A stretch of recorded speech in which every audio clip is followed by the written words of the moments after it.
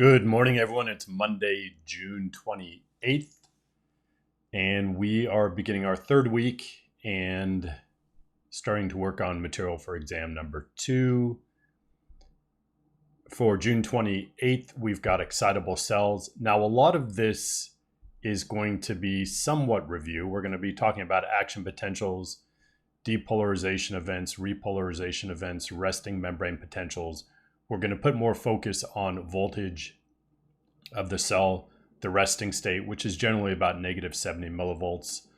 Could be negative 90 depending on the cell we're talking about, but with neurons, we're really going to refer to it as negative 70 millivolts. And action potential, which depolarizes the cell, making it more positive up to positive 30, and then repolarizing it, bringing it back down to negative 70 millivolts. And we will also talk about a hyperpolarized state in one of these videos as well. We are going to talk about some anatomy just because it's important to understand the morphology of a neuron and where things are happening.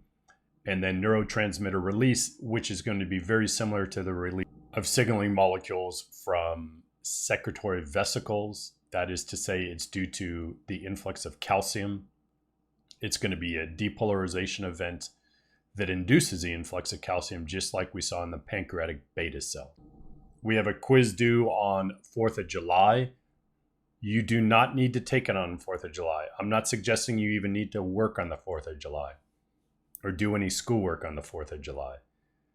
But it needs to be done. So you could do it on Thursday, which would be the 1st of July, Friday, which is the 2nd of July, or Saturday, which is the 3rd of July. And I realize this is a weekend that people like to be with family and friends, and I'm still encouraging that, but we need to keep going on this fast-paced class. But along those lines, I am going to make your lab assignments, Escape from Planet Soma and A Grumpy Old Man, due on Tuesday, July 6th, to give you a little bit of reprieve for the 4th of July weekend. Please keep in mind that Lab 6 is about the endocrine system, so you will need to read up on the endocrine system before you do Lab 6. Okay, that's it. And keep in mind that I have office hours today from 12:30 to 2 p.m.